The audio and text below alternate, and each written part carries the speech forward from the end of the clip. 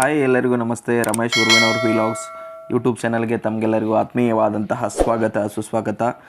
ಗೆಳೆಯರೇ, ನಾನು ಇವತ್ತು ಈ ವಿಡಿಯೋದಲ್ಲಿ ಕೈನ್ ಮಾಸ್ಟರ್ ಅಪ್ಲಿಕೇಶನಲ್ಲಿ ಯಾವ ರೀತಿಯಾಗಿ ವಿಡಿಯೋ ಬ್ಯಾಕ್ಗ್ರೌಂಡನ್ನು ಕಂಪ್ಲೀಟಾಗಿ ರಿಮೂವ್ ಮಾಡ್ಬೋದು ಅಂತ ತಿಳಿಸ್ಕೊಡ್ತೀನಿ. ಅದಕ್ಕಿಂತ ಮುಂಚೆ ಫ್ರೆಂಡ್ಸ್, ನೀವು ಯಾವ ವಿಡಿಯೋ ಬ್ಯಾಕ್ಗ್ರೌಂಡನ್ನ ರಿಮೂವ್ ಮಾಡಬೇಕು ಅಂದ್ಕೊಂಡಿದ್ದೀರೋ ಆ ವಿಡಿಯೋನ ನೀವು ನಿಮ್ಮ ಹಿಂದುಗಡೆ ಒಂದು ಹಸಿರು ಪರದೆಯನ್ನು ಹಾಕಿಕೊಂಡು ಮೊದಲು ಈ ರೀತಿಯಾಗಿ ರೆಕಾರ್ಡ್ ಮಾಡಿ ಇಟ್ಕೋಬೇಕಾಗತ್ತೆ. ಈಗ ನೀವು ಇಲ್ಲಿ ನೋಡ್ತಿರಬಹುದು, ನನ್ನ ಹಿಂದೆ ಒಂದು ಏನು ಹಸಿರು ಪರದೆ ಇದೆ, ಅದರ ಎದುರುಗಡೆ ನಿಂತುಕೊಂಡು ನಾನು ಏನು ಮಾಡಿದ್ದೀನಿ, ವಿಡಿಯೋವನ್ನು ರೆಕಾರ್ಡ್ ಮಾಡಿದ್ದೀನಿ. ಈ ರೀತಿಯಾಗಿ ನಾವು ಹಸಿರು ಪರದೆಯನ್ನು ಹಾಕಿಕೊಂಡು ಫಸ್ಟು ರೆಕಾರ್ಡ್ ಮಾಡಿ ಇಟ್ಕೋಬೇಕು. ನಂತರ ಏನು ಮಾಡಬೇಕಂತಂದರೆ ಕೈನ್ ಮಾಸ್ಟರ್ ಅಪ್ಲಿಕೇಶನಲ್ಲಿ ಹೋಗಬೇಕು. ಅಲ್ಲಿ ಕೈನ್ ಮಾಸ್ಟರ್ ಅಪ್ಲಿಕೇಶನನ್ನು ಓಪನ್ ಮಾಡಿಕೊಂಡ ನಂತರ ಇಲ್ಲಿ ಕ್ರಿಯೇಟ್ ನ್ಯೂ ಅಂತ ಬರುತ್ತೆ, ಅದರ ಮೇಲೆ ಕ್ಲಿಕ್ ಮಾಡಿ. ಅದಾದ ನಂತರ ಇಲ್ಲಿ ರೇಷಿಯೋ ಕೇಳುತ್ತೆ, ಆಸ್ಪೆಕ್ಟ್ ರೇಷಿಯೋ ಕೇಳುತ್ತೆ. ಅಲ್ಲಿ ನಾನು 16:9 ಅಂತ ಸೆಲೆಕ್ಟ್ ಮಾಡಿಕೊಂಡು ಕ್ರಿಯೇಟ್ ಅಂತ ಕೊಡ್ತೀನಿ.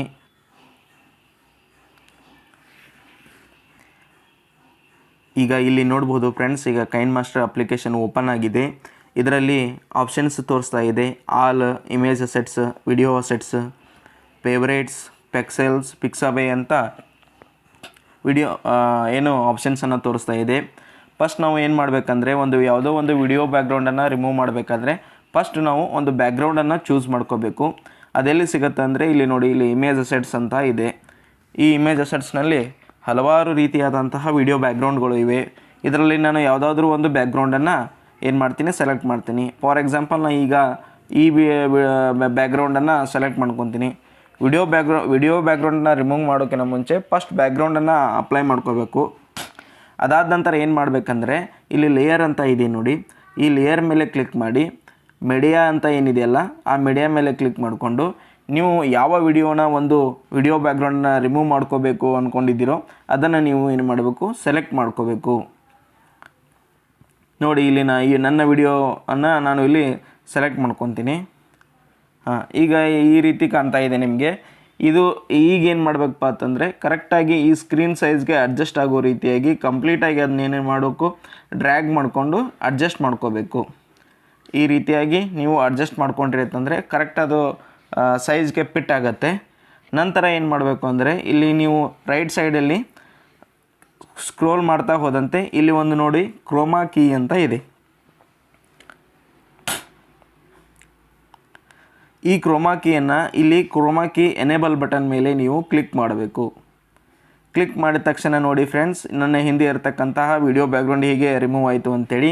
ನೀವು ಇಲ್ಲಿ ಅಡ್ಜಸ್ಟ್ ಬಟನ್ಸ್ ಇದೆ, ಇಲ್ಲಿ ನೀವು ನೋಡಿ ಇಲ್ಲಿ ಅಡ್ಜಸ್ಟ್ ಮಾಡ್ಕೋಬೋದು. ಈ ರೀತಿಯಾಗಿ ನೋಡಿ, ಈ ರೀತಿ ನಾನು ಎಕ್ಸಾಕ್ಟಾಗಿ ನನ್ನ ಹಿಂದೆ ಇರತಕ್ಕಂಥ ಬ್ಯಾಕ್ಗ್ರೌಂಡನ್ನು ರಿಮೂವ್ ಮಾಡಿಕೊಂಡು ನನಗೆ ಯಾವುದು ಬೇಕೋ ಅಂತಹ ಬ್ಯಾಕ್ಗ್ರೌಂಡನ್ನು ನಾನು ಅಳವಡಿಸ್ಕೊಳ್ಳೋಕ್ಕೆ ಎಷ್ಟು ಈಸಿಯಾಗಿ ನಾವು ಇದನ್ನು ಮಾಡ್ಕೋಬೋದು. ಇಲ್ಲಿ ನಾವು ಅಡ್ಜಸ್ಟ್ಮೆಂಟ್ ಮಾಡ್ಕೋಬೇಕು. ಈ ರೀತಿ ನೋಡಿ, ಈ ರೀತಿ ನಾವು ಅಡ್ಜಸ್ಟ್ಮೆಂಟ್ ಮಾಡಿಕೊಂಡು ಅದನ್ನು ನಾವು ಕರೆಕ್ಟಾಗಿ ಫಿಟ್ ಮಾಡಿಕೊಂಡು ಅದನ್ನು ರಿಮೂವ್ ಮಾಡ್ಬೋದು ಫ್ರೆಂಡ್ಸ್. ಈಗ ಇನ್ನೊಂದು ಕೀ ಪಾಯಿಂಟ್ ಏನಪ್ಪ ಅಂತಂದರೆ, ನಮ್ಮ ಗ್ರೀನ್ ಪರದೆ ಏನಿರುತ್ತಲ್ಲ ಅದನ್ನು ಬಿಟ್ಟು ಬೇರೆ ಯಾವುದೋ ಒಂದು ಕಲರ್ನ ಬಟ್ಟೆಯನ್ನು ಧರಿಸ್ಕೊಂಡು ನೀವು ವಿಡಿಯೋವನ್ನು ರೆಕಾರ್ಡ್ ಮಾಡಬೇಕಾಗತ್ತೆ ಫ್ರೆಂಡ್ಸ್. ಯಾಕಂದರೆ ಅದೇ ರೀತಿಯಾದ ಗ್ರೀನ್ ಕಲರ್ ಪರದೆ ಹಿಂದುಗಡೆ ಇಟ್ಕೊಂಡು ನೀವು ಗ್ರೀನ್ ಕಲರ್ ಬಟ್ಟೆ ಹಾಕಿಕೊಂಡು ವಿಡಿಯೋ ರೆಕಾರ್ಡ್ ಮಾಡಿದರೆ ಅದು ಎಕ್ಸಾಕ್ಟಾಗಿ ಕರೆಕ್ಟಾಗಿ ವಿಡಿಯೋ ಬ್ಯಾಕ್ಗ್ರೌಂಡು ಏನಾಗಲ್ಲ, ರಿಮೂವ್ ಆಗಲ್ಲ ಅಂತ ಹೇಳ್ತೀನಿ. ಈಗ ನನಗೆ ಮತ್ತೆ ಯಾವುದೋ ಒಂದು ಬೇರೆ ಬ್ಯಾಕ್ಗ್ರೌಂಡ್ ಇದು ಬೇಡ, ಮತ್ತೊಂದು ಬೇರೆ ಬ್ಯಾಕ್ಗ್ರೌಂಡ್ ಬೇಕು ಅಂತೇಳಿ ಅಂದ್ಕೊಂಡ್ರೆ ಇಲ್ಲಿ ನಾನು ಈ ಬ್ಯಾಕ್ಗ್ರೌಂಡ್ ಏನಿದೆಯಲ್ಲ ಇದರ ಮೇಲೆ ಕ್ಲಿಕ್ ಮಾಡ್ತೀನಿ.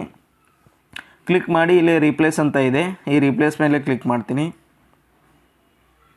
ಮತ್ತು ಇಲ್ಲಿ ಇಮೇಜ್ ಅಸೆಟ್ಸ್ ಅಂತ ಹೋಗ್ತೀನಿ.